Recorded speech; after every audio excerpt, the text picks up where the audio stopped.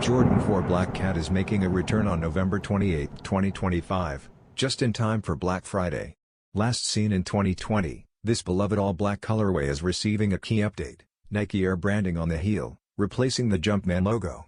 This marks a continued push by Jordan brand to reconnect with its heritage, joining other 2025 retros like the rare Air Jordan 3 and 4, and the Air Jordan 5 35th anniversary. Originally released in 2006 and re-released in 2020, the Black Cat has grown into a fan favorite, known for its stealthy design, tonal suede construction, and timeless appeal.